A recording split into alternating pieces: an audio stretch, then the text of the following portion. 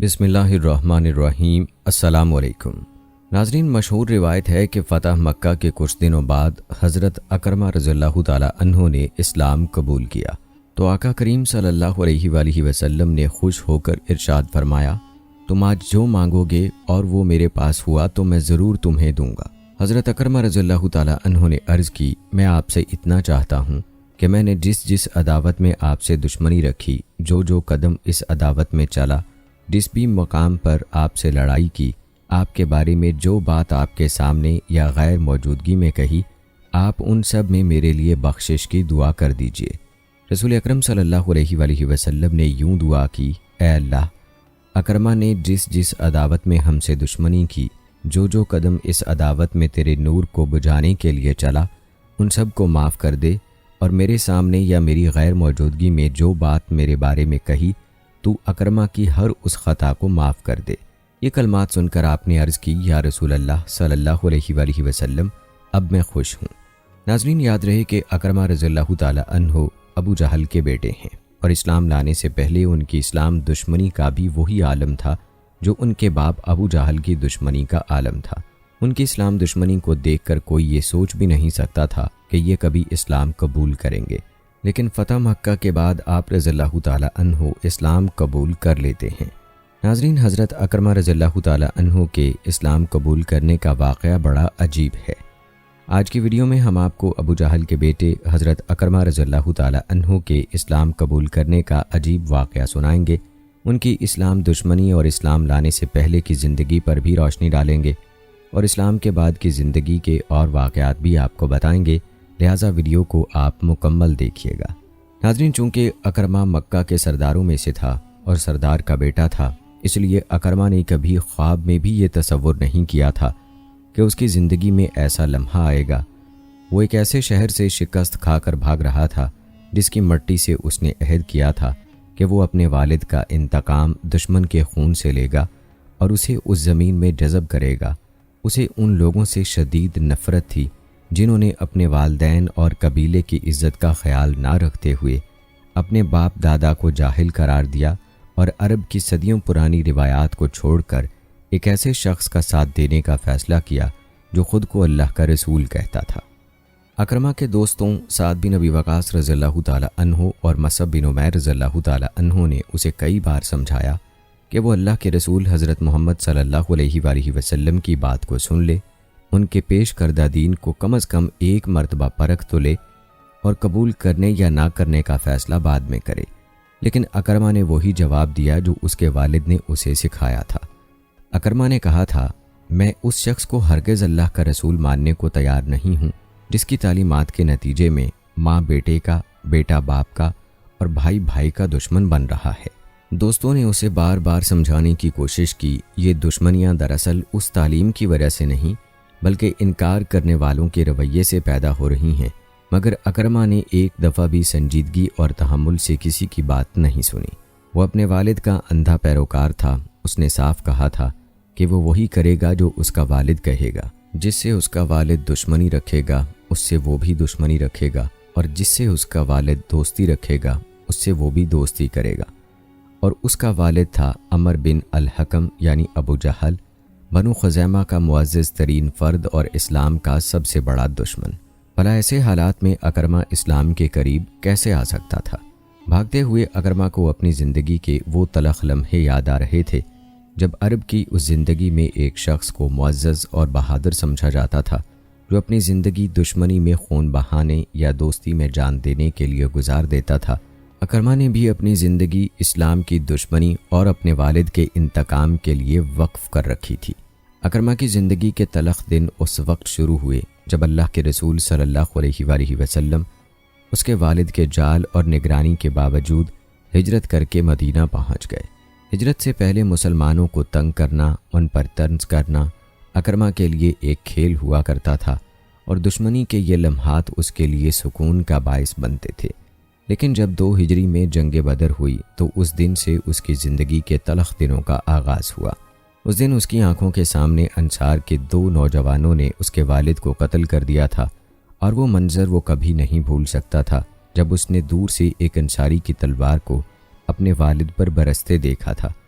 وہ دیوانہ وار اس انصاری کی طرف بڑھا تھا، مگر جب تک وہ پہنچتا اس کا والد خاک و خون میں نہا چکا تھا۔ اکرمہ نے غصے میں آ کر پیچھے سے وار کیا اور ایک نوجوان کا بازو کاٹ دیا۔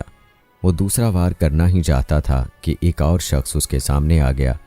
اس کے بعد اس نے ایسا منظر دیکھا کہ اپنے والد کے قتل کا ہولناک منظر بھی بھول گیا۔ اس نے دیکھا کہ ایک قریشی ایک مسلمان کی گردن اڑانے کو تھا کہ نہ جانے کیسی اس پر اندیکھا وار ہوا اور اس کی گردن کٹ کر زمین پر گر گئی۔ اس منظر نے اکرمہ کو ہلا کر رکھ دیا اور پھر ایک اور دشمن اس کے سامنے آ گیا اور اس نے بڑی مشکل سے اپنی جان بچائی۔ اس کے بعد اس پر ایسا خوف مسلط ہوا کہ اس کے اندر کی ساری بہادری بزدلی اور پست ہمتی میں بدل گئی اور وہ شکست خوردہ ہو کر میدان سے بھاگ گیا۔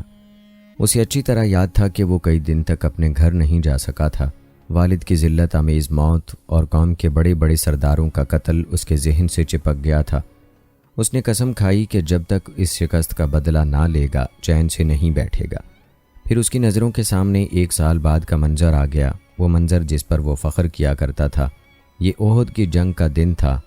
اس دن اکرمہ بہادر خالد بن ولید کے ساتھ تھا اور انہوں نے مسلمانوں کے تیر اندازوں کی غفلت کا فائدہ اٹھا کر حملہ کر دیا اور اپنی شکست کو فتح میں بدل دیا۔ لیکن اس فتح میں بھی شکست کا ایک احساس موجود تھا، اور وہ یہ کہ بہت کوشش کے باوجود کوئی بھی محمد بن عبداللہ صلی اللہ علیہ وآلہ وسلم تک نہ پہنچ سکا تھا۔ اس یاد نے اکرمہ کی سوچوں کا رخ خالد بن ولید رضی اللہ تعالی عنہ کی طرف موڑ دیا تھا، جو کبھی ان کا ساتھی تھا، مگر آج وہی بہادر اور ذہین فوجی سالار اسلام قبول کر کے مسلمان ہو چکا تھا، اور آج اسی سے شکست کھا کر اکرمہ اپنے آبائی وطن سے فرار ہونے پر مجبور ہوا تھا۔ ناظرین، اکرمہ کو اپنی زندگی کا ایک اور منظر جو کہ سر جھکا دینے والا تھا بھی یاد آیا۔ یہ منظر جنگ خندق سے متعلق تھا۔ جب وہ پورے جزیرہ نما عرب کے لشکروں کے ہمراہ مدینہ پہنچا تو اسے یقین تھا کہ اب اسلام کا قصہ ہمیشہ کے لیے ختم ہو جائے گا، مگر جب اکرمہ نے خندق کو دیکھا تو حیرت زدہ رہ گیا۔ یہ حیرت جلد ہی غصے میں بدل گئی۔ ہزاروں کا لشکر اس کے ساتھ تھا اور دشمن اس کے سامنے موجود تھا، مگر وہ سب کے ساتھ بے بس تھا۔ کئی دن ان کا لشکر خندق کے پار مدینے کا محاصرہ کیے بیٹھا رہا۔ اکرمہ نے اپنے ساتھیوں کے ساتھ کئی بار خندق کا معائنہ کیا، مگر اسے پار کرنے کا کوئی طریقہ سمجھ میں نہیں آیا۔ مگر پھر ایک دن اس نے ایک ایسی جگہ کا سراغ لگایا جہاں خندق کم چوڑی تھی۔ اس دن اس نے عمر بن عبدود کے ساتھ گھوڑا دوڑایا اور خندق کو پار کر لیا۔ اب وہ دشمن کے بالکل سامنے تھا۔ اکرمہ کا دل تو یہی چاہتا تھا کہ وہ فوراً دشمن پر حملہ کر دے، مگر عمر اس کا بزرگ ساتھی تھا، اس لیے پہلے اسی نے مقابلہ کیا۔ عمر کو ایسا شاہ سوار سمجھا جاتا تھا جو 1000 سواروں پر بھاری تھا، لیکن اس کے چیلنج کا جواب حضرت علی رضی اللہ تعالی عنہ نے دیا، جنہوں نے اپنے پہاڑ جیسے دشمن کو اکرمہ کے سامنے چونٹی کی طرح مسل دیا۔ عمر کا یہ حشر دیکھ کر اکرمہ کی ساری بہادری پھر سے بزدلی اور پست ہمتی میں بدل گئی۔ اسے سمجھ نہیں آتا تھا کہ جیسے ہی وہ دشمن کے سامنے آتا ہے اس کا عزم، جوش اور ولولہ کیوں ختم ہو جاتا ہے۔ اس وقت بھی یہی ہوا تھا۔ عمر کو خون میں لت پت دیکھ کر وہ واپس پلٹ گیا اور گھوڑے کو ایڑ لگا کر خندق کو دوبارہ پار کر گیا۔ اس دن کے بعد تو اس پر یاسیت کا غلبہ ہو گیا تھا۔ خندق کی جنگ کے بعد اہل مکہ کو یہ بات ماننی پڑی کہ اسلام کو ختم کرنے کا خواب کبھی پورا نہیں ہوگا۔ پھر حالات نے ایسا رخ اختیار کیا کہ وہ دن بھی آ گیا جب ان کا سردار ابو سفیان صلح حدیبیہ کو برقرار رکھنے کے لیے بیکاری کی طرح مدینہ گیا، مگر کسی نے اسے اہمیت نہ دی اور وہ ناکام واپس لوٹ گیا، اور پھر اسلامی لشکر مکہ پر علل اعلان حملہ آور ہوا۔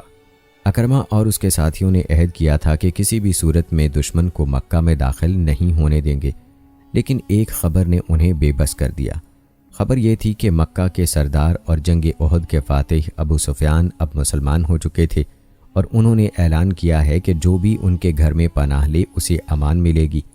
اکرمہ اور اس کے ساتھی اس خبر سے مایوس ہو گئے، خاص طور پر اکرمہ جو سوچنے لگا کہ بھلا اپنے والد کے قاتلوں کے سامنے ہتھیار ڈالنا کہاں کی غیرت ہے۔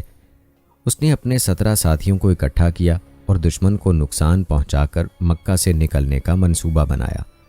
اس نے ایک جگہ طے کی اور ساتھیوں سمیت ایک گھاٹی کے پیچھے چھپ گیا۔ خالد بن ولید کا مسلح دستہ پھونک پھونک کر قدم رکھتا ہوا ان کے سامنے آیا۔ اکرمہ نے مناسب موقع دیکھ کر تیر برسانے کا حکم دیا، پہلے ہی حملے میں خالد بن ولید کے 4 ساتھی زخمی ہوئے اور ساتھ ہی اکرمہ اور اس کے ساتھی للکار کر حملہ آور ہوئے اور یہی ان کی غلطی تھی۔ اکرمہ بھول گیا تھا کہ صحابہ کرام نے ہمیشہ کم تعداد کے باوجود دشمن پر فتح حاصل کی ہے، اور آج بھی چند افراد کی برتری کے باوجود وہ انہیں کیسے زیر کر سکتے ہیں، اور اگر وہ اس جھڑپ میں فتح یاب ہو بھی جاتے تو مسلمانوں کے بڑے لشکر کا مقابلہ کیسے کر سکتے۔ دراصل یہ نفرت کا جنونی اظہار تھا جس کا نتیجہ انہیں بھگتنا پڑا۔ جب وہ توحید کے ماننے والوں کے سامنے آیا تو اس کے ہاتھ پاؤں کانپنے لگے، ساری بہادری اور غصہ دھیرے دھیرے ختم ہو گیا اور اس نے جلد ہی اپنے 3 ساتھیوں کو خون میں لت پت زمین پر گرتے دیکھا۔ مکہ کی مقدس زمین محض اس کی ضد اور حماقت کی وجہ سے خون سے رنگی جا رہی تھی۔ اس احساس نے اس کی باقی ہمت بھی ختم کر دی اور وہ چند کمزور وار کرنے کے بعد بھاگ کھڑا ہوا۔ اکرمہ کو یہ بھی معلوم نہیں تھا کہ اس کے 17 ساتھیوں میں سے 12 مارے گئے تھے، جبکہ مسلمانوں میں 2 شہید ہوئے۔ اکرمہ مکہ سے نکل کر ایک نواحی علاقے میں پہنچا اور شہر کی صورتحال جانچنے لگا۔ اسے معلوم ہوا کہ قریش کو عام معافی دے دی گئی ہے، مگر کچھ لوگوں کے جرائم کی وجہ سے ان کے قتل کا حکم دیا گیا اور ان میں اس کا نام بھی شامل تھا۔ اس خبر نے اس کی قسمت کا فیصلہ کر دیا کہ اسے مکہ کو انتہائی عبرتناک طریقے سے چھوڑنا ہوگا۔ وہ جانتا تھا کہ اس کی بیوی ام حکیم ابھی مکہ ہی میں ہے، مگر وہ شکست خوردہ چہرہ لے کر مکہ واپس جانے کی ہمت نہیں کر سکتا تھا۔ آخر کار سوچ بچار کے بعد اس نے یمن جانے کا فیصلہ کیا اور اپنی بیوی کے نام یہ پیغام بھیجا کہ وہ ہمیشہ کے لیے یمن جا رہا ہے اور شاید ہی دوبارہ ملاقات ہو۔ اس پیغام کے بعد تہامہ کے ساحلی علاقے میں پہنچ کر وہ یمن جانے کے لیے کئی دن تک مناسب کشتی کا انتظار کرتا رہا۔ ان دنوں میں اسے مکہ اور اپنی بیوی کی یاد ستاتی رہی جسے وہ مکہ میں دشمنوں کے رحم و کرم پر چھوڑ آیا تھا۔ اس کا ضمیر اسے ملامت کر رہا تھا کہ اگر بھاگنا ہی تھا تو کم از کم اپنے خاندان کو ساتھ لے لیتا، لیکن اس کی قسمت ہی خراب ہو چکی تھی۔ اسی دوران اسے معلوم ہوا کہ ایک کشتی یمن جانے کے لیے تیار ہے اور اس میں جگہ بھی ہے۔ اکرمہ بوجھل قدموں کے ساتھ کشتی والے کی طرف چلا گیا۔ کشتی میں پہلے ہی سواریاں موجود تھیں۔ اس نے ملاح سے پوچھا، کیا مجھے بھی لے چلو گے؟ ہاں، لے چلوں گا، مگر ملاح نے غور سے اس کی طرف دیکھتے ہوئے کہا، کشتی میں سواریاں زیادہ ہیں، اس لیے تمہیں ساتھ چلنے کے لیے اپنی نیت خالص کرنی ہوگی۔ نیت خالص کرنی ہوگی؟ کیا مطلب؟ اکرمہ اس کی عجیب شرط پر حیران ہوا۔ اگر تم یہ شہادت دو کہ اللہ کے سوا کوئی معبود نہیں اور محمد اللہ کے رسول ہیں تو میں سمجھوں گا کہ تمہاری نیت خالص ہے۔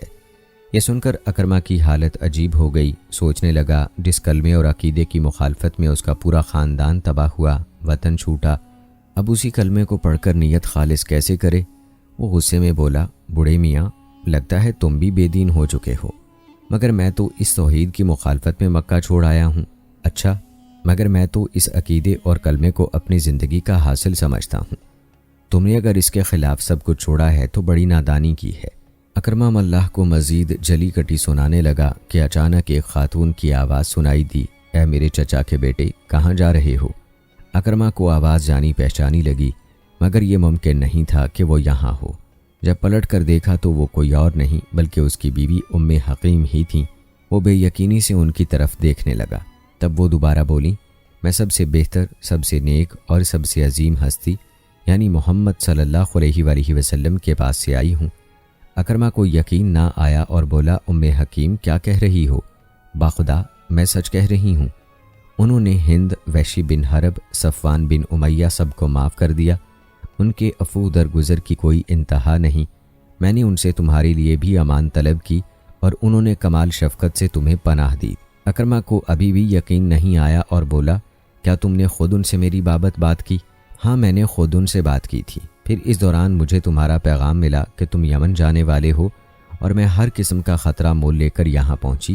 تمہیں کچھ خبر نہیں کہ میں اپنی جان اور عزت کو خطرے میں ڈال کر کیسے یہاں پہنچی۔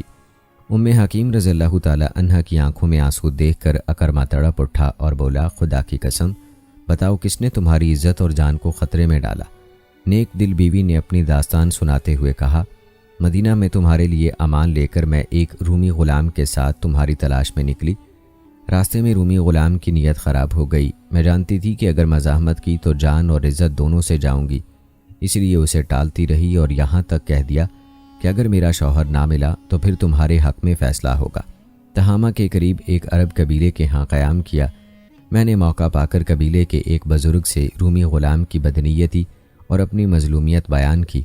بزرگ نے میرے سر پر ہاتھ رکھا اور رومی غلام کو فوراً قید کر لیا۔ پھر میں آگے روانہ ہو گئی اور آخر کار تمہارے پاس پہنچ گئی۔ اب معلوم نہیں تم کیا فیصلہ کرتے ہو۔ اکرمہ کا دل پگھل گیا اور بولا، ٹھیک ہے، میں تمہارے ساتھ مکہ واپس جانے پر راضی ہوں، لیکن مجھے اس رومی غلام سے حساب چکانا ہے۔ چنانچہ اکرمہ بیوی کے ہمراہ پہلے اس عرب قبیلے کے پاس گیا جنہوں نے اس کی اہلیہ کی مدد کی تھی۔ قبیلے نے ان کی عزت کی اور رومی غلام کو ان کے حوالے کر دیا۔ اکرمہ نے غصے میں آ کر رومی غلام کو قتل کر ڈالا اور قبیلے کا شکریہ ادا کر کے مکہ کی طرف روانہ ہو گیا۔ راستے میں ایک جگہ قیام کے دوران جب وہ آرام کے لیے لیٹے تو ام حکیم رضی اللہ تعالی عنہا نے اکرمہ سے کہا، اکرمہ، تم میرے شوہر ہو لیکن تم مشرک ہو، اس لیے میں تمہارے ساتھ کمرے میں نہیں سو سکتی۔ اکرمہ بیوی کے اس رویے پر حیران ہوا اور بولا، اچھا تو تم مسلمان ہو چکی ہو، پھر تو میرے اور تمہارے درمیان ایک بڑی خلیج حائل ہو گئی ہے۔ ہاں اکرمہ، اگر تم مسلمان نہیں ہوئے تو ہمارا نکاح ختم ہو جائے گا۔ اکرمہ چند لمحے خاموش رہا، پھر بولا، ٹھیک ہے، اب جو بھی ہوگا مکہ پہنچ کر ہی ہوگا، میں تو امید کرتی ہوں کہ تم مسلمان ہو جاؤ گے۔ ام حکیم رضی اللہ تعالی عنہا نے بھرائی ہوئی آواز میں کہا۔ اسی رات اکرمہ نے اسلام قبول کرنے کا فیصلہ کر لیا۔ اگلے دن وہ ام حکیم رضی اللہ تعالی عنہا کے ہمراہ مکہ معظمہ پہنچا۔ اللہ کے رسول صلی اللہ علیہ وآلہ وسلم کو پہلے سے وحی کے ذریعے اطلاع دے دی گئی تھی کہ اکرمہ واپس آ رہا ہے تاکہ کوئی صحابی اسے دشمن سمجھ کر نقصان نہ پہنچائے۔ روایات بتاتی ہیں کہ رسول اللہ صلی اللہ علیہ وآلہ وسلم نے خاص طور پر اعلان فرمایا، دیکھو جلد ہی اکرمہ بن ابو جہل تمہارے پاس مومن اور مہاجر بن کر آئے گا، اس لیے اس کے والد کو برا بھلا مت کہنا، کیونکہ مرنے والوں کو گالی دینے سے ان کے رشتہ داروں کو تکلیف ہوتی ہے، جبکہ مرے ہوئے شخص کو اس کا کچھ فائدہ یا نقصان نہیں پہنچتا۔ ناظرین، قربان جائیں ایسے اعلیٰ اخلاق والے نبی پر۔ کمنٹ میں نبی اکرم صلی اللہ علیہ وآلہ وسلم کی ذات پر ایک بار درود پاک ضرور تحریر فرما لیں۔ کہتے ہیں تھوڑی دیر بعد اکرمہ اور ام حکیم رضی اللہ تعالی عنہا آپ صلی اللہ علیہ وآلہ وسلم کے سامنے موجود تھے۔ آپ صلی اللہ علیہ وآلہ وسلم نے مسکراتے ہوئے اکرمہ کا استقبال کیا۔ اکرمہ کی حالت عجیب تھی۔ انہوں نے بے یقینی سے پوچھا، اے اللہ کے رسول صلی اللہ علیہ وآلہ وسلم، کیا واقعی ام حکیم رضی اللہ تعالی عنہا نے جو بتایا وہ سچ ہے؟ آپ صلی اللہ علیہ وآلہ وسلم نے مجھے پناہ دے دی ہے۔ ہاں، ام حکیم نے ٹھیک کہا ہے، میں نے تمہیں امان دے دی ہے۔ اکرمہ کو یقین نہیں آ رہا تھا کہ جس ہستی پر خاندانوں کو لڑانے کا الزام تھا وہ اتنی رحم دل اور معاف کرنے والی ہو سکتی ہے۔ تو پھر بتائیے، مجھے مسلمان ہونے کے لیے کیا کرنا ہے؟ آپ کی دعوت کیا ہے؟ آخر کار اکرمہ نے وہ سوال پوچھا جو انہیں بہت پہلے پوچھنا چاہیے تھا۔ آپ صلی اللہ علیہ وآلہ وسلم نے انہیں کلمہ توحید پڑھ کر اسلام قبول کرنے کی ہدایت کی اور نماز، روزہ، زکوٰۃ، نیک اعمال کرنے اور برائیوں سے بچنے کا حکم دیا۔ اکرمہ نے پریشانی کے عالم میں کہا، اے اللہ کے رسول صلی اللہ علیہ وآلہ وسلم، خدا کی قسم، آپ تو پہلے بھی ہم میں سب سے سچے اور نیک انسان تھے۔ اس کے بعد انہوں نے اپنا ہاتھ آگے بڑھایا اور کہا، میں گواہی دیتا ہوں کہ اللہ کے سوا کوئی معبود نہیں اور آپ بلا شبہ اس کے سچے رسول ہیں۔ اس کے بعد پوچھا، اللہ کے رسول، مجھے اب کیا کرنا ہے؟ آپ صلی اللہ علیہ وآلہ وسلم نے فرمایا، اس مجمع کے سامنے اعلان کرو کہ آج سے تم اسلام کے مجاہد اور مہاجر ہو۔ اکرمہ رضی اللہ تعالی عنہ نے دل کی گہرائیوں سے اعلان کر دیا۔ اللہ کے رسول صلی اللہ علیہ وآلہ وسلم نے خوش ہو کر فرمایا، اے اکرمہ، آج اگر تم مجھ سے کچھ بھی مانگو جو میں نے کسی اور کو بھی دیا ہو تو تمہیں بھی وہ ضرور دوں گا۔ اکرمہ رضی اللہ تعالی عنہ سوچنے لگے کہ وہ کتنے عظیم انسان سے لا علمی میں دشمنی کرتے رہے۔ ان کے دل میں پچھتاوے کے سوا کچھ نہ تھا اور فرمانے لگے، اے اللہ کے رسول صلی اللہ علیہ وآلہ وسلم، مجھے وہ ساری دشمنی معاف کر دیں جو میں نے آپ سے کی، اور ان مقابلوں کی بھی معافی دیں جو جاہلیت کے زمانے میں آپ سے کیے، اور وہ سب باتیں بھی معاف کر دیں جو آپ صلی اللہ علیہ وآلہ وسلم کے سامنے یا غیر موجودگی میں آپ صلی اللہ علیہ وآلہ وسلم کے خلاف کی۔ حضرت اکرمہ رضی اللہ تعالی عنہ کی سچائی اور نیت دیکھ کر حضور صلی اللہ علیہ وآلہ وسلم نے بلند آواز میں دعا کی، الہی اسے وہ ساری دشمنی معاف کر دے جو اس نے مجھ سے کی، اور اس کے ان قدموں کو بھی معاف کر دے جو اس نے تیرے نور کو بجھانے کے لیے اٹھائے۔ الہی میری موجودگی میں یا غیر موجودگی میں جو کچھ اس نے میری عزت کے خلاف کیا اسے بھی معاف کر دے۔ حضرت اکرمہ رضی اللہ تعالی عنہ کا چہرہ خوشی سے دمک اٹھا اور کہا، اے اللہ کے رسول صلی اللہ علیہ وآلہ وسلم، خدا کی قسم، میں ماضی میں اللہ کی راہ سے روکنے کے لیے جو خرچ کیا کرتا تھا اس سے دگنا اب اللہ کی راہ میں خرچ کروں گا، اور جو جنگیں میں نے اللہ کی راہ سے روکنے کے لیے لڑیں اب ان سے دگنی جنگیں اللہ کی راہ میں لڑوں گا۔ ناظرین، حضرت اکرمہ رضی اللہ تعالی عنہ کی اسلام کے بعد کی زندگی گواہی دیتی ہے کہ انہوں نے اپنے اس عزم کو دل و جان سے پورا کیا۔ ناظرین، یہاں تک آپ نے حضرت اکرمہ رضی اللہ تعالی عنہ کے اسلام قبول کرنے سے پہلے کی زندگی اور آپ رضی اللہ تعالی عنہ کے اسلام لانے کا ایمان افروز قصہ ملاحظہ کیا۔ آئیے اب آپ کو یہ بتاتے ہیں کہ اسلام قبول کرنے کے بعد اکرمہ رضی اللہ تعالی عنہ جو کہ ابو جہل کے بیٹے تھے، انہوں نے اسلام کے لیے کیا قربانیاں دیں۔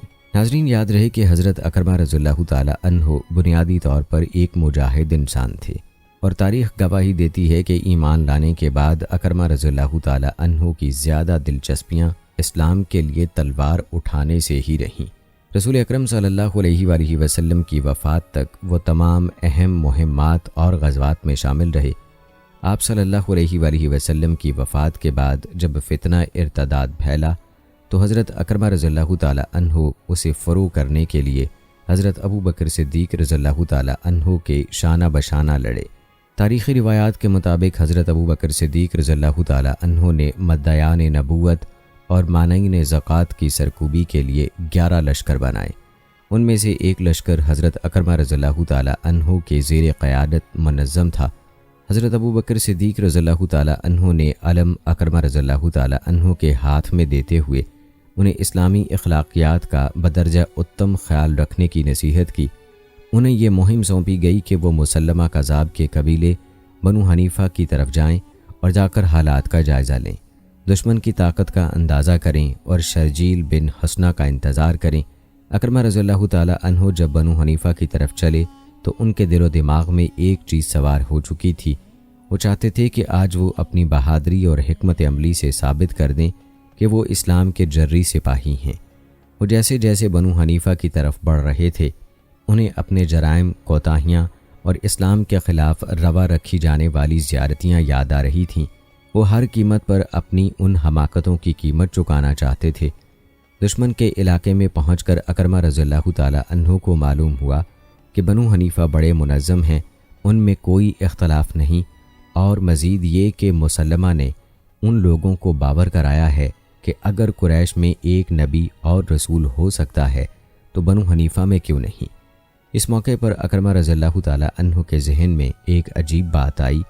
انہوں نے سوچا کہ بے شک ان کی طاقت دشمن سے کم ہے، لیکن ان کی فوج میں بڑے بڑے بہادر ہیں۔ اگر وہ شرجیل بن حسنہ کی آمد سے پہلے مسلمہ کذاب پر حملہ کر کے اس کے لشکر کی کمر توڑ دیں تو حضرت ابو بکر صدیق رضی اللہ تعالی عنہ بہت خوش ہوں گے اور ان کی بہادری کی بھی دھاک بیٹھ جائے گی۔ یہ خیال آتے ہی انہوں نے دشمن پر حملے کا فیصلہ کر لیا۔ اس موقع پر وہ یہ بالکل بھول گئے کہ انہیں خلیفہ کا حکم ہے کہ شرجیل کا انتظار کرنے کے بعد کوئی فوجی اقدام کرنا ہے۔ انہوں نے اپنے جذبہ جہاد کے تحت دشمن پر حملہ کر دیا۔ اکرمہ رضی اللہ تعالی عنہ اور ان کی فوج اگرچہ بہت بہادری سے لڑی، لیکن انہوں نے دشمن کی طاقت اور مہارت کا صحیح اندازہ نہیں لگایا تھا۔ مسلمہ کذاب نے اپنی فوج کو کچھ اس طرح سے لڑایا کہ اکرمہ رضی اللہ تعالی عنہ اپنے لشکر کو پیچھے ہٹانے پر مجبور ہو گئے۔ انہوں نے محسوس کر لیا تھا کہ اگر انہوں نے جنگ مزید جاری رکھی تو مسلمانوں کا جانی نقصان بہت زیادہ ہوگا۔ اس شکست کے بعد مسلمہ کے حوصلے بہت بڑھ گئے۔ خود اکرمہ رضی اللہ تعالی عنہ بہت خوف زدہ تھے۔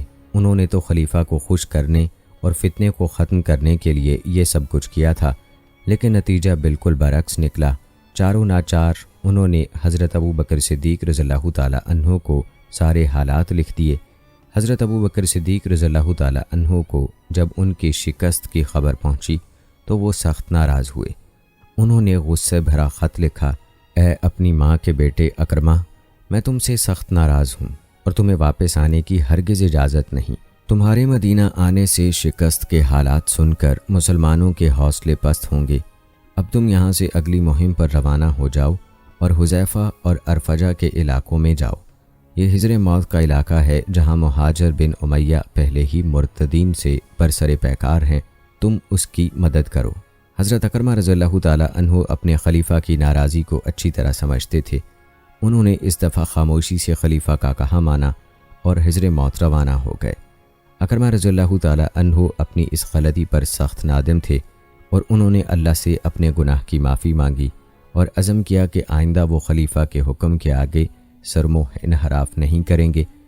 ادھر حجر موت کے علاقے میں مہاجر بن امیہ کو حضرت ابوبکر صدیق رضی اللہ تعالیٰ عنہ نے پیغام بھیج دیا تھا کہ اکرمہ رضی اللہ تعالیٰ عنہ تمہاری طرف آ رہے ہیں اور ان کے مشورے کے بغیر کام نہ کیا جائے۔ حضرت ابوبکر صدیق رضی اللہ تعالیٰ عنہ کا یہ حکم اکرمہ رضی اللہ تعالیٰ عنہ کی اہمیت واضح کر رہا تھا۔ حجر موت تک پہنچنے سے پہلے اکرمہ رضی اللہ تعالیٰ عنہ کو پہلے عمان پہنچنا تھا۔ عمان کا علاقہ رسول اکرم صلی اللہ علیہ وآلہ وسلم کے زمانے میں ایران کا حصہ تھا۔ وہاں جعفر نامی شخص گورنر تھا۔ آپ صلی اللہ علیہ وآلہ وسلم کی طرف سے اسلام کا پیغام حضرت عمرو بن عاص رضی اللہ تعالیٰ عنہ لے کر گئے تھے۔ جعفر نے انہیں جواب دیا تھا، مجھے اسلام لانے میں ہرگز کوئی عذر نہیں، لیکن یہ ڈر ضرور ہے کہ اگر میں نے اپنے علاقے سے زکوٰۃ اکٹھی کر کے مدینہ روانہ کی تو یہاں کے لوگ بغاوت کر دیں گے۔ حضرت عمرو بن عاص رضی اللہ تعالیٰ عنہ نے اس کی غلط فہمی دور کی کہ اسلامی ریاست کا مقصد دوسرے ملکوں سے خراج وصول کرنا ہرگز نہیں، بلکہ زکوٰۃ کی رقم جس علاقے سے اکٹھی کی جاتی ہے وہیں خرچ کی جاتی ہے۔ چنانچہ عمان میں بھی یہی ہوگا، یہاں کی زکوٰۃ یہاں ہی کے غرباء مساکین پر خرچ کی جائے گی۔ جعفر کی غلط فہمی دور ہو گئی اور وہ اسلام لے آیا۔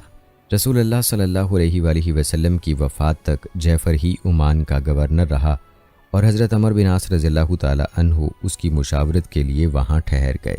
رسول اللہ صلی اللہ علیہ وآلہ وسلم کی وفات کے بعد جب پورے عرب میں فتنہ ارتداد کی آگ پھیل گئی تو عمان کے لوگ بھی اسلام سے باغی ہو گئے۔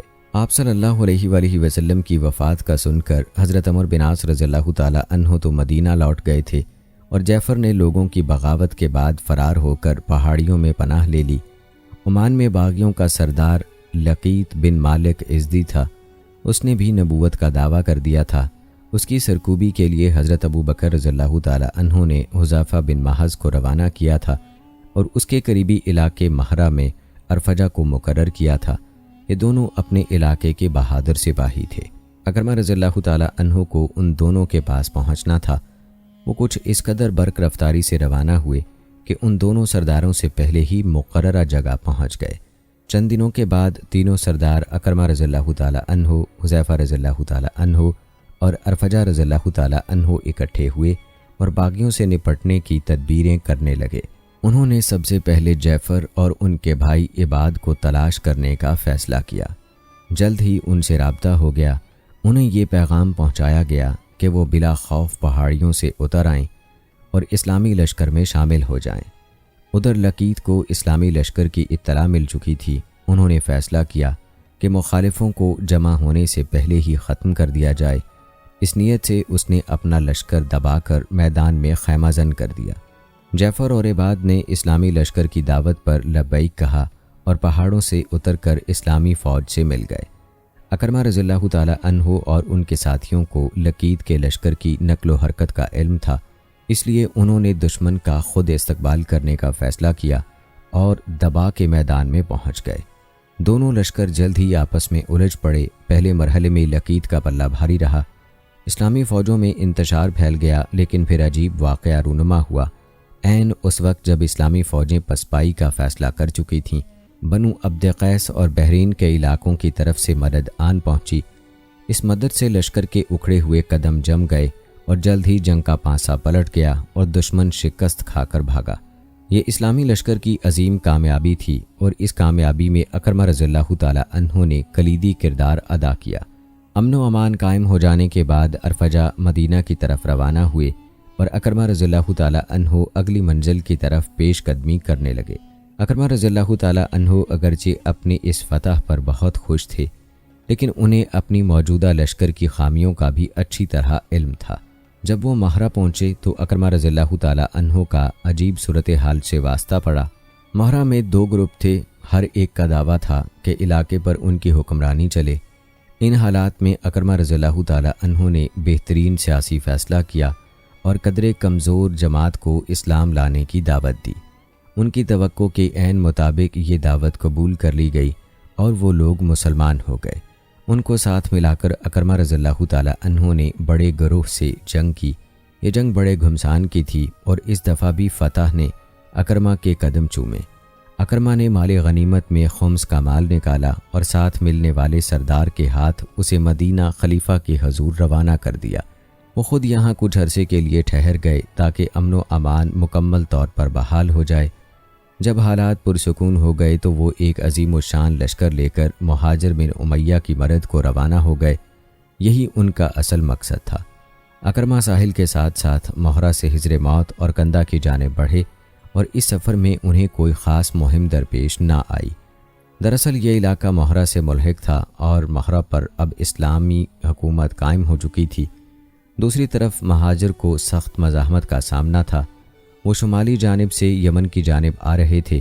اکرمہ رضی اللہ تعالی عنہ کو جیسے ہی اندازہ ہوا کہ انہیں یہاں انتظار کرنے کی بجائے اپنے ساتھی سپاہ سالار کی مدد کرنی چاہیے، وہ فوراً روانہ ہو گئے۔ یمن کا علاقہ ایک عرصے سے بغاوت کے شعلوں کی لپیٹ میں تھا۔ رسول اللہ صلی اللہ علیہ وآلہ وسلم کی حیات مبارکہ ہی میں یہاں پر اسود انسی نے نبوت کا دعویٰ کر دیا تھا، لیکن آپ صلی اللہ علیہ وآلہ وسلم کی زندگی کے آخری دنوں میں اسے قتل کر دیا گیا اور وہاں پر فیروز نامی شخص کو گورنر مقرر کیا گیا اور حالات پرسکون ہو گئے۔ لیکن رسول اللہ صلی اللہ علیہ وآلہ وسلم کی وفات کے فوراً بعد حالات پھر خراب ہو گئے۔ اسود انسی کے حمایتی ایک مرتبہ پھر اکٹھے ہو گئے اور قبیلوں کی شکل میں رہنے والے عربوں نے ایک منظم حکومت کے زیر تحت رہنے سے انکار کر دیا۔ اس صورتحال کا فائدہ اٹھانے کے لیے عمر بن مادی کرب میدان میں آیا۔ عمر ایک اعلیٰ درجے کا شاعر اور بہت بہادر سپاہ سالار بھی تھا۔ پورے عرب میں اس کی بہادری اور عظمت کا طوطی بولتا تھا۔ اس سے قبل وہ اسود انسی سے مل کر مسلمانوں کا مقابلہ کر چکا تھا اور پھر جب اسود جہنم سدھارا تو اس نے وقتی طور پر خاموشی اختیار کر لی۔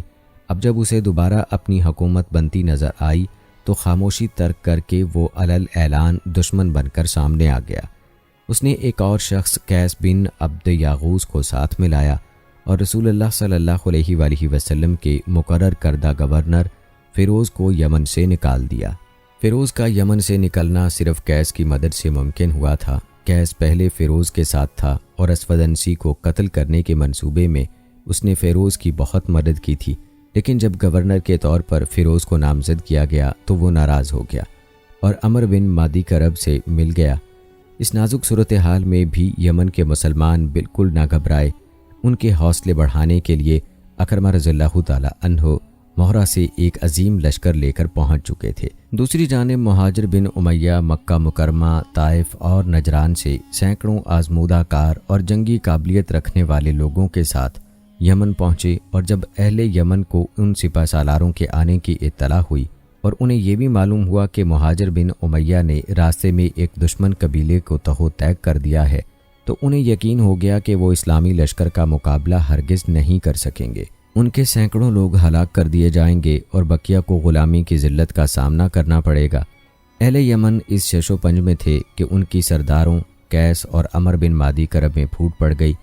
ان دونوں نے اگرچہ مہاجر سے مقابلہ کرنے کا عہد کیا تھا، لیکن اب وہ اپنے اپنے طور پر ایسا راستہ ڈھونڈنے میں مصروف ہو چکے تھے کہ ان کی اسلامی لشکر سے صلح ہو جائے۔ اس دفعہ عمر بن مادی کرب قیس پر بازی لے گیا اور اس نے رات کے اندھیرے میں اس پر حملہ کر دیا اور اسے گرفتار کر کے مہاجر بن امیہ کے پاس حاضر ہو گیا۔ مہاجر نے اس زمانے کے رواج کے بالکل برعکس اسلامی اخلاقیات کا مظاہرہ کیا اور عمر بن مادی کرب کو بھی گرفتار کر لیا اور ان دونوں کو حضرت ابو بکر صدیق رضی اللہ تعالی عنہ کی خدمت میں مدینہ روانہ کر دیا۔ یوں اکرمہ رضی اللہ تعالی عنہ اور مہاجر کو یمن میں کوئی خاص مارکہ نہ لڑنا پڑا اور اکا دکا جھڑپوں کے بعد اکرمہ رضی اللہ تعالی عنہ کو حکم ملا کہ کندہ روانہ ہو جائیں۔ کندہ میں اشس باغیوں کے سردار تھے۔ یہ حضرت ابو بکر صدیق رضی اللہ تعالی عنہ کی بیٹی فروا کے شوہر تھے۔ انہوں نے مدینہ آ کر جب اسلام قبول کیا تھا تب ان کی شادی فروہ سے کر دی گئی، لیکن بعد میں ایک حادثے کے نتیجے میں وہ باغیوں سے مل گئے۔ اشعث سے مقابلے کے لیے مہاجر کو حکم دیا گیا۔ انہوں نے اشعث کی فوجوں کو شکست دی تو وہ بھاگ کر نجیر کے قلعے میں پناہ گزین ہو گئے۔ نجیر ایک مضبوط قلعہ تھا، اس پر حملہ کرنا آسان نہیں تھا۔ وہاں تک پہنچنے کے لیے 3 راستے تھے، ایک پر مہاجر کے ساتھی زیاد نے قبضہ کر لیا اور دوسرے پر مہاجر خود قابض ہو گئے۔ تیسرا راستہ کچھ عرصے تک کھلا رہا اور یہاں سے قلعے والوں کو سامان رسد اور فوجی امداد ملتی رہی۔ آخر اکرمہ بھی اپنی فوج کے ساتھ آ پہنچے اور انہوں نے اس تیسرے راستے پر قبضہ کر لیا، جس سے محاصرہ مکمل ہو گیا۔ جب قلعے والوں کو اپنی شکست صاف نظر آنے لگی تو ایک رات اشعث خاموشی سے اکرمہ کے پاس آ پہنچے اور کہنے لگے کہ اگر وہ مہاجر سے کہہ کر اس کی اور اس کے 9 ساتھیوں کی جان بخشی کرا دیں تو وہ قلعے کے دروازے مسلمانوں کے لیے کھول دیں گے۔ اکرمہ کی سفارش پر مہاجر نے یہ تجویز قبول کر لی اور اشعث کو ہدایت کی کہ وہ جن لوگوں کی جان بخشی کرانا چاہتا ہے ان کے نام لکھ دیں۔ اشعث نے اپنے پورے خاندان کے نام تو لکھ دیے، لیکن اپنا نام بھول گیا اور کاغذ پر مہر لگا کر مہاجر کے حوالے کر دیا۔ اسلامی لشکر نے ان لوگوں کی جان بخشی کر دی اور باقی فوج کو تہ و تیگ کر دیا۔ عورتوں کو گرفتار کر لیا اور اشعث کے ساتھ قیدی کی حیثیت سے انہیں مدینہ روانہ کر دیا۔ اس سے قبل مہاجر نے اشعث کا نام فہرست میں نہ پا کر اسے قتل کر دینا چاہا اور اسے کہا، اللہ کا شکر ہے کہ جس نے تیرے دل پر پردے ڈال دیے اور تو اپنا نام فہرست میں شامل کرنا بھول گیا۔ میری بڑی خواہش تھی کہ اللہ تجھے ذلیل کرے، اب مرنے کے لیے تیار ہو جا۔ تاہم اکرمہ رضی اللہ تعالی عنہ نے بیچ میں دخل دیتے ہوئے کہا، آپ اسے قتل نہ کریں بلکہ اس کا مقدمہ خلیفہ کے حوالے کر دیں۔ مہاجر کو یہ بات اگرچہ ناگوار گزری، لیکن انہوں نے حضرت ابو بکر صدیق رضی اللہ تعالی عنہ کے اس حکم کے مطابق کہ اکرمہ رضی اللہ تعالی عنہ کا مشورہ مانا جائے، انہیں عورتوں کے ہمراہ مدینہ بھیج دیا، جہاں توبہ کرنے کے بعد انہیں معاف کر دیا گیا۔ اسی طرح عمر بن مادی کرب اور قیس کو بھی معاف کر دیا گیا۔ ان تینوں حضرات نے اپنے وعدے کا پاس کیا اور اسلام کی بہت خدمت کی۔ مہاجر کو یمن کا گورنر بنا دیا گیا اور اکرمہ رضی اللہ تعالی عنہ کو مدینہ لوٹنے کا حکم ملا۔ حضرت اکرمہ رضی اللہ تعالی عنہ کا آخری مارکہ یرموک کی جنگ تھی۔ یہ جنگ حضرت خالد بن ولید رضی اللہ تعالی عنہ کی سپاہی سالاری میں لڑی گئی۔ جب مارکہ یرموک میں مسلمانوں کو عظیم فتح حاصل ہو چکی تو سرزمین یرموک میں 3 مجاہد لیٹے ہوئے تھے۔ یہ سب زخموں سے چور تھے اور اپنے پاؤں پر کھڑے ہونے سے قاصر تھے۔ ان میں ایک حارث بن حشام رضی اللہ تعالی عنہ، دوسرے عیاش بن ابی ربیہ رضی اللہ تعالی عنہ اور تیسرے اکرمہ رضی اللہ تعالی عنہ تھے۔ اکرمہ رضی اللہ تعالی عنہ کو جنگ سے پہلے کا منظر یاد آ رہا تھا جب انہوں نے موت پر بیعت کی تھی، اور انہیں دیکھ کر حضرت خالد بن ولید رضی اللہ تعالی عنہ نے کہا تھا، اے اکرمہ، اس طرح نہ کرو، تمہارا یہاں قتل ہو جانا مسلمانوں کو بہت گراں گزرے گا۔ اکرمہ رضی اللہ تعالی عنہ نے کہا تھا، خالد، آپ پیچھے ہٹ جائیں، آپ نے پہلے ایمان لا کر رسول اللہ صلی اللہ علیہ وآلہ وسلم کی رفاقت حاصل کر لی تھی۔ میں اور میرا باپ رسول اللہ صلی اللہ علیہ وآلہ وسلم کے سب سے زیادہ مخالف رہے، مجھے چھوڑ دیجئے تاکہ میں آج اپنے گناہوں کا کفارہ ادا کر سکوں۔ انہوں نے اپنی قسم کا بھرم رکھا اور انہیں فتح بھی ملی اور شہادت بھی۔ اب زندگی کے کچھ لمحے ان کے جسم میں باقی تھے کہ انہیں بہت پیاس لگی۔ انہوں نے ساتھ لیٹے اپنے ساتھی کی طرف دیکھا، کسی نے پانی کا پیالہ بڑھایا تھا۔ یہ حارث رضی اللہ تعالی عنہ تھے۔ انہوں نے پلانے والے کو اشارہ کیا کہ پہلے اکرمہ کو پلائیں۔ جب پانی ان کے قریب گیا تو عیاش رضی اللہ تعالی عنہ نے ان کی طرف دیکھا۔ حارث رضی اللہ تعالی عنہ کی طرح انہوں نے اشارہ کیا کہ پانی پہلے عیاش کو پلایا جائے۔ پانی پلانے والا جب عیاش رضی اللہ تعالی عنہ کے قریب پہنچا تو ان کی روح بدن کا ساتھ چھوڑ چکی تھی۔ جب وہ واپس اکرمہ رضی اللہ تعالی عنہ کے پاس آیا تو وہ بھی بجائے پانی کے شہادت کا جام پی چکے تھے، اور جب حارث رضی اللہ تعالی عنہ کے پاس پہنچا تو وہ بھی اللہ کو پیارے ہو چکے تھے رضی اللہ تعالی عنہم۔ ناظرین، یہ صحابہ رضوان اللہ مجمعین ہی کی شان تھی کہ اپنی زندگی کی پرواہ کیے بغیر دوسرے کا سوچتے تھے، اور اللہ کے لیے ان کا اپنی جان کی قربانی کر دینا کوئی معنی نہیں رکھتا تھا۔ ناظرین، یہ تھی حضرت اکرمہ رضی اللہ تعالی عنہ کی اسلام کے بعد کی زندگی اور آپ رضی اللہ تعالی عنہ کی شہادت کا ایمان افروز واقعہ۔ ناظرین، یہ اللہ تعالیٰ کی شان ہے کہ اللہ تعالیٰ جس کو چاہتا ہے ہدایت نصیب فرماتا ہے، ورنہ اکرمہ رضی اللہ تعالی عنہ کا والد ابو جہل اسلام کا سخت ترین دشمن تھا، اور پھر اکرمہ رضی اللہ تعالی عنہ بھی اسلام کے سخت دشمن تھے، لیکن اللہ تعالیٰ نے آپ کو اپنے دین کی سربلندی کے لیے چن لیا تھا، اسی لیے آپ کو اسلام کی دولت نصیب ہوئی اور آپ نے اسلام کے لیے اپنی زندگی وقف کر دی اور آخر کار شہادت کی موت حاصل کی۔ اللہ تعالیٰ سے دعا ہے کہ اللہ تعالیٰ ہمیں بھی صحابہ جیسا جذبہ ایمانی نصیب فرمائے، آمین۔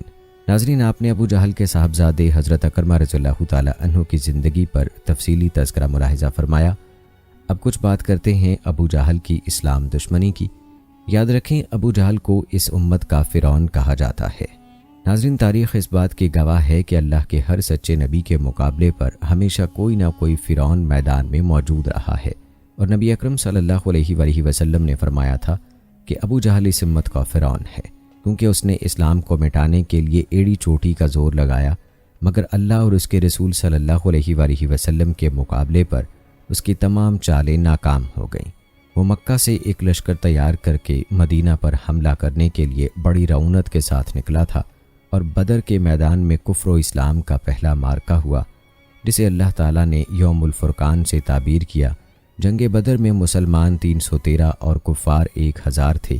کفار کے لشکر سے 3 جنگجو عتبہ، شیبہ اور ولید بن عتبہ میدان میں نکلے اور مبارزت کے لیے مسلمانوں کو للکارا۔ ان کے مقابلے پر صحابہ کی طرف سے حضرت حمزہ رضی اللہ تعالی عنہ، حضرت عبیدہ بن حارث رضی اللہ تعالی عنہ اور حضرت علی بن ابی طالب رضی اللہ تعالی عنہ نکلے۔ تینوں کفار قتل ہو گئے، جبکہ حضرت عبیدہ بن حارث رضی اللہ تعالی عنہ شدید زخمی ہو گئے۔ بعد میں اسی زخم کی وجہ سے ان کی شہادت ہوئی۔ عتبہ، شیبہ اور ولید کے قتل کے بعد ابو جہل نے قوم سے خطاب کیا اور ان کے جذبہ انتقام کو ابھارا۔ لات اور عزا کی قسمیں دلا کر اس نے قریش کے نوجوانوں کو حملہ کرنے اور مسلمانوں کو کچل ڈالنے کی ترغیب دی۔ ابو جہل نے اس موقع پر اپنی اس دعا کا پھر اعادہ کیا جو اس نے مکہ سے نکلتے ہوئے خانہ کعبہ کا غلاف پکڑ کر مانگی تھی۔ یہ عجیب بات ہے کہ ابو جہل لات و عزا کا حوالہ بھی دیے جا رہا تھا اور اللہ تعالیٰ سے بھی دعا کر رہا تھا۔ اس کی دعا کے یہ الفاظ تاریخ میں نقل کیے گئے ہیں: اے اللہ، اس یعنی محمد نے قطع رحمی کی ہے اور ہمارے پاس ایسا دین گھڑ لایا ہے جو ہمارے لیے بالکل غیر معروف ہے، بس تو اسے ہلاک کر ڈال۔ روایات میں آتا ہے کہ قریش کی فوج حملے کے لیے آگے بڑھی تو حضور پاک صلی اللہ علیہ وآلہ وسلم نے مٹھی میں خاک اور کنکریاں اٹھائیں اور کفار کی جانب پھینکتے ہوئے کہا، شاہت الوجوہ۔ اس کے ساتھ ہی آپ صلی اللہ علیہ وآلہ وسلم نے صحابہ کو حکم دیا، ہمت سے کام لو۔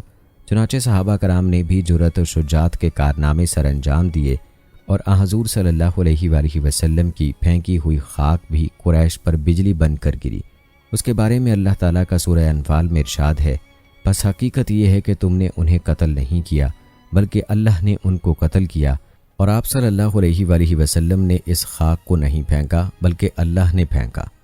ناظرین، یاد رکھیں، ابو جہل اسلام کا سب سے بڑا دشمن تھا۔ اسے حضور صلی اللہ علیہ وآلہ وسلم نے اس امت کا فرعون کہہ کر پکارا تھا، وہی فوجیں چڑھا کر لایا تھا۔ روایات بتاتی ہیں کہ ابو سفیان کے پیغام اور عتبہ بن ربیعہ کی واپسی کی تجویز کو اس نے سختی اور حقارت کے ساتھ ٹھکرا دیا تھا اور تکبر کا بدترین مظاہرہ کر رہا تھا۔ مدینہ میں نوجوانوں نے اس کے بارے میں بہت کچھ سن رکھا تھا، مگر انہوں نے اسے دیکھا ہوا نہیں تھا۔ مدینہ کے لوگوں کے دلوں میں مشرکین مکہ کی نفرت بہرحال موجود تھی، کیونکہ وہ ان کی اسلام دشمنی سے واقف تھے اور جانتے تھے کہ انہوں نے نبی اکرم صلی اللہ علیہ وآلہ وسلم پر اور مسلمانوں پر کیا کیا مظالم ڈھائے تھے۔ ناظرین، یہ بات تو تقریباً بچہ بچہ جانتا ہے کہ ابو جہل کو جہنم واصل کرنے والے 2 کم عمر نوجوان تھے جن کا نام معاذ اور معوذ تھا۔ یہ دونوں بھائی تھے۔ یہ مدینہ کی مایہ ناز صحابیہ افرا کے بیٹے تھے۔ ان کے تیسرے بھائی اوف بھی جنگ میں تھے۔ تاریخ نگاروں نے یہ بھی لکھا ہے کہ حضرت افرا کے 4 دوسرے فرزندان عامر، خالد، ایاس اور عاقل رضی اللہ تعالی عنہم، جو بکیر بن عبد العیل کے سلب سے تھے، بھی شریک جہاد تھے۔ معاذ اور معوذ اور اوف کے والد حارث بن رفاع کے ساتھ شادی سے قبل حضرت افرا بنت عبدی بن عبد العیل لیسی کے نکاح میں تھیں۔ بکیر سے ان کے 4 اور حارث سے 3 بیٹوں نے جنگ بدر میں حصہ لیا۔ اس طرح سیدہ افرا رضی اللہ تعالی عنہا کا یہ منفرد اعزاز ہے کہ ان کے 7 لخت جگر کفر و اسلام کی پہلی جنگ میں حق کی خاطر لڑے۔ ان کا یہ اعزاز بھی منفرد و بے مثال ہے کہ ان کے 3 بیٹے معوذ، اوف اور عاقل شہادت کے مقام پر فائز ہوئے۔ روایات بتاتی ہیں کہ معاذ رضی اللہ تعالیٰ عنہ اور معوذ رضی اللہ تعالیٰ عنہ نے اپنی والدہ سے مکہ کی 13 سالہ تاریخ اسلام کے جزیات و تفاصیل بارہا سن رکھی تھیں۔ ماں کی اسلام سے والہانہ محبت ان عظیم سپوتوں کے رگ و پے میں بھی رچی بسی تھی۔ ان دونوں نے حضرت عبد الرحمن بن عوف رضی اللہ تعالیٰ عنہ سے پوچھا، چچا جان، ابو جہل کون سا ہے؟ حضرت عبد الرحمن رضی اللہ تعالیٰ عنہ نے فرمایا، بیٹو تم اس سے کیا کرو گے؟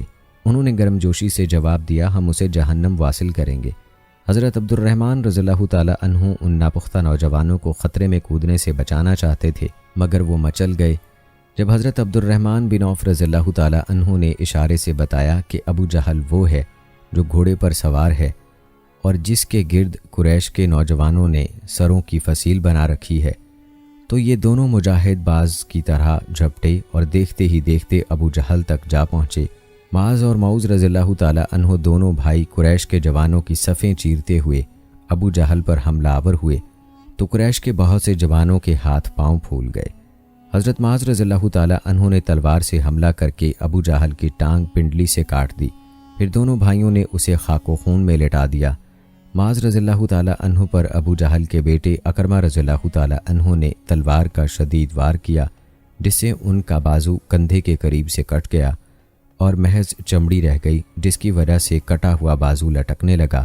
یہ جمع ہمت مجاہد بازو کٹ جانے کے باوجود دشمنوں سے برسر پیکار رہا، اور جب یہ محسوس کیا کہ کٹا ہوا بازو جہاد میں رکاوٹ بن رہا ہے تو ہاتھ کو پاؤں کے نیچے رکھ کر بازو اپنے جسم سے الگ کر دیا۔ حضرت معوذ رضی اللہ تعالیٰ عنہ بھی زخمی ہوئے، مگر ان کا کوئی عضو مجروح نہ ہوا۔ ابو جہل کو قتل کرنے کے بعد وہ دائیں بائیں ہر جانب حملہ آور ہوئے، یہاں تک کہ قریش کے ایک ماہر جنگجو ابو مسافے نے تلوار سے حملہ کر کے انہیں شہید کر دیا۔ روایات کے مطابق حضرت معاذ رضی اللہ تعالیٰ عنہ کا زخم مندمل ہو گیا تھا اور وہ کافی عرصہ زندہ رہے۔ ابن اسحاق کی روایت کے مطابق انہوں نے حضرت عثمان رضی اللہ تعالیٰ عنہ کے دور خلافت میں وفات پائی۔ مدینہ منورہ کے بچے ان کے اس ٹنڈ منڈ بازو کو جو کٹ چکا تھا شوق اور عقیدت سے دیکھا کرتے تھے۔ کئی لوگ حتیٰ کہ حضرت عمر رضی اللہ تعالیٰ عنہ بھی ان کے بازو کو چوم لیا کرتے تھے۔ ایک روایت کے مطابق معاذ رضی اللہ تعالیٰ عنہ اور معوذ رضی اللہ تعالیٰ عنہ نے ابو جہل کو قتل کیا تو اس نے حسرت سے کہا، افسوس ہے مجھے کاشتکاروں کے لڑکوں نے قتل کر دیا ہے۔ روایات میں آتا ہے کہ حضرت معاذ رضی اللہ تعالیٰ عنہ نے جب ابو جہل کے قتل کی اطلاع حضور صلی اللہ علیہ وآلہ وسلم کو دی تو آپ نے مزید تحقیق کے لیے لوگوں سے استفسار کیا، جس پر عبداللہ بن مسعود رضی اللہ تعالیٰ عنہ نے عرض کیا، یا رسول اللہ صلی اللہ علیہ وآلہ وسلم، میں نے اسے بسمل حالت میں دیکھا، زندگی کی کچھ رمق باقی تھی۔ میں نے اسے کہا، اے دشمن خدا، اللہ تعالیٰ نے تجھے رسوا کر دیا ہے۔ اس نے کہا، رسوائی کی اس میں کیا بات ہے؟ سردار میدان جنگ میں زخمی اور قتل ہوتے ہی رہتے ہیں، تو مجھے یہ بتاؤ کہ فتح کسے ہوئی؟ میں نے کہا، اللہ اور اس کے رسول کو۔ وہ اس کے بعد بھی تکبر اور غرور سے بڑبڑا رہا تھا اور کہہ رہا تھا، اے بکریوں کے چرواہے، تو نے بڑا مقام حاصل کر لیا ہے۔ ناظرین، روایات میں یہ بھی آتا ہے کہ جب سیدنا ابن مسعود رضی اللہ تعالیٰ عنہ نے اس کا سر کاٹنا چاہا تو اس نے کہا، ذرا نیچے سے میری گردن کاٹنا تاکہ پتہ چل سکے یہ سردار قریش کا سر ہے۔ ناظرین، یاد رہے کہ جنگ بدر میں 70 کفار قتل ہوئے، جبکہ 14 صحابہ کرام نے جام شہادت نوش کیا۔ حضرت عبداللہ بن مسعود رضی اللہ تعالیٰ عنہ نے ابو جہل کا سر لا کر حضور اکرم صلی اللہ علیہ وآلہ وسلم کے سامنے پھینک دیا۔ حضور صلی اللہ علیہ وآلہ وسلم یہ دیکھ کر خدا کے حضور سجدے میں گر گئے اور اس کی حمد و تسبیح میں مصروف ہو گئے۔ پھر آپ صلی اللہ علیہ وآلہ وسلم نے فرمایا، اللہ کا شکر ہے جس نے اپنا وعدہ پورا کر دکھایا، اپنے بندے کی مدد فرمائی اور کفر کے لشکروں کو اس وحدہ لا شریک نے تنہا شکست فاش دی۔ ہر امت کا ایک فرعون ہوتا ہے اور اس امت کا فرعون ابو جہل تھا۔ روایات بتاتی ہیں کہ نبی اکرم صلی اللہ علیہ وآلہ وسلم حضرت عمار بن یاسر رضی اللہ تعالیٰ عنہ کا ہاتھ اپنے ہاتھ میں پکڑ کر ابو جہل کی لاش کے پاس گئے اور آپ صلی اللہ علیہ وآلہ وسلم نے فرمایا، اے عمار، اللہ تعالیٰ نے تیری والدہ کے قاتل سے بدلہ لے لیا ہے، یہ دیکھو اس کی لاش بے بسی کے عالم میں پڑی ہے۔ واقعی ابو جہل بہت بڑا فرعون تھا۔ فرعون قوم موسیٰ تو سمندری لہروں کے تھپیڑے کھا کر پکار اٹھا تھا کہ میں اس رب پر ایمان لاتا ہوں جس پر بنو اسرائیل ایمان لائے، مگر اس امت کا فرعون آخر وقت تک اپنے کفر پر ڈٹا رہا۔ اللہ تعالیٰ اپنے بندوں میں سے ہر بندے کا اس کے مقام و مرتبے کے مطابق امتحان لیتا ہے۔ انبیاء کرام کی آزمائش و ابتلا سب سے سخت ہوتی ہے۔ حضور اکرم صلی اللہ علیہ وآلہ وسلم سید کونین اور سردار الانبیاء ہیں، اس لیے آپ صلی اللہ علیہ وآلہ وسلم کے مقابلے پر اللہ تعالیٰ نے سخت ترین دشمنوں کو کھڑا کیا۔ ابو جہل ان میں سب سے زیادہ سخت جان تھا، البتہ اس کا جو انجام ہوا وہ آپ نے ملاحظہ کیا کہ اللہ تعالیٰ نے 2 بچوں کے ہاتھوں اس کو جہنم واصل کروایا اور کفر اور اسلام کے پہلے مارکے میں ہی اس فرعون کی دنیا سے اٹھا دیا۔ ناظرین، آخر میں ابو جہل کے ظلم اور زیادتی اور نبی اکرم صلی اللہ علیہ وآلہ وسلم کے معجزے کے حوالے سے ایک واقعہ بیان کرتے ہیں اور اس واقعے کے ساتھ ہی اس ویڈیو کا اختتام بھی کرتے ہیں۔ ناظرین، عبداللہ بن ابی سفیان ثقفی جو ایک بزرگ ہیں، یہ واقعہ یوں بیان کرتے ہیں، کہتے ہیں عراش کی بستی سے ایک شخص اونٹ لے کر مکہ آیا۔ ابو جہل نے اس سے اونٹ خرید لیے، پھر قیمت ادا کرنے سے انکاری ہو گیا۔ عراشی مایوس ہو کر قریش کی مجلس میں آیا اور ان سے مدد مانگی۔ اس نے کہا، قریش کے لوگوں، میں ایک اجنبی مسافر ہوں اور ابو الحکم بن حشام نے میرا حق مار لیا ہے، یعنی ابو جہل نے میرا حق مار لیا ہے، کون سا شخص مجھے میرا حق دلائے گا؟ اس وقت رسول اللہ صلی اللہ علیہ وآلہ وسلم مسجد کے ایک کونے میں تشریف فرما تھے۔ اہل مجلس سبھی منکرین حق تھے، انہیں شرارت سوجھی تو انہوں نے عراشی سے کہا، کیا تم دیکھ رہے ہو وہ شخص جو کونے میں بیٹھا ہے وہی تمہارا حق دلا سکتا ہے۔ دراصل سرداران قریش جانتے تھے کہ ابو جہل حضور اکرم صلی اللہ علیہ وآلہ وسلم سے سخت عداوت رکھتا ہے، وہ حضور صلی اللہ علیہ وآلہ وسلم کی سبکی چاہتے تھے اور مسافر سے مذاق کر رہے تھے۔ عراشی رسول اکرم صلی اللہ علیہ وآلہ وسلم کے پاس گیا اور جا کر کہا، اے اللہ کے بندے، ابو جہل نے میرا حق مار لیا ہے اور میں اجنبی ہوں۔ ان لوگوں سے میں نے پوچھا کہ کون مجھے میرا حق دلا سکتا ہے تو انہوں نے آپ کی طرف اشارہ کیا، بس آپ میرا حق دلا دیں، اللہ آپ پر رحم کرے۔ حضور صلی اللہ علیہ وآلہ وسلم اسی وقت اٹھ کھڑے ہوئے اور اس کے ساتھ چل دیے۔ قریش کے لوگوں نے دیکھا تو اپنے میں سے ایک شخص سے کہا، اے فلاں، ان کے پیچھے جا اور دیکھ کر آ کیا تماشا بنتا ہے۔ رسول اللہ صلی اللہ علیہ وآلہ وسلم اجنبی کو ساتھ لیے ابو جہل کے دروازے پر پہنچے اور دستک دی۔ اس نے پوچھا، کون ہے؟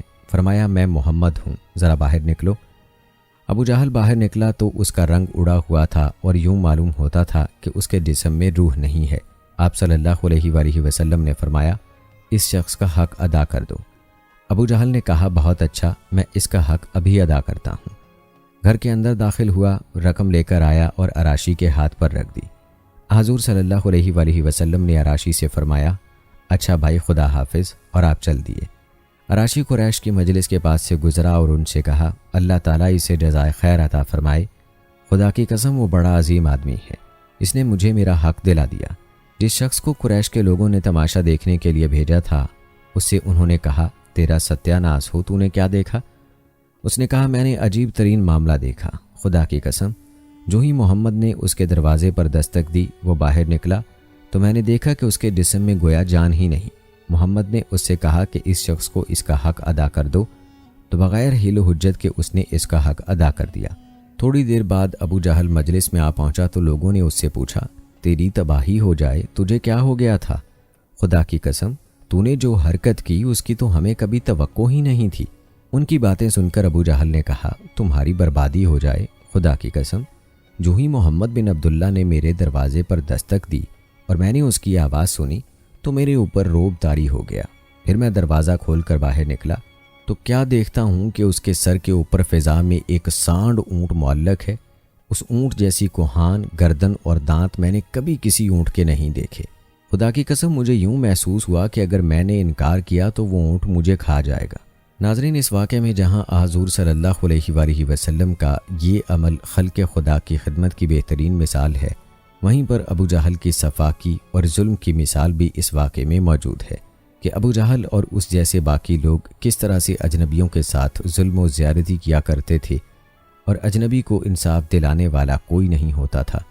لیکن قربان جائیں نبی اکرم صلی اللہ علیہ وآلہ وسلم کے اعلیٰ اخلاق اور اعلیٰ کردار پر کہ آپ صلی اللہ علیہ وآلہ وسلم نے اس اجنبی کو اس کا حق دلوایا اور ابو جہل پر روب طاری ہو جانا اور اس کو اونٹ دکھائی دینا، یہ دراصل نبی اکرم صلی اللہ علیہ وآلہ وسلم کے معجزات تھے۔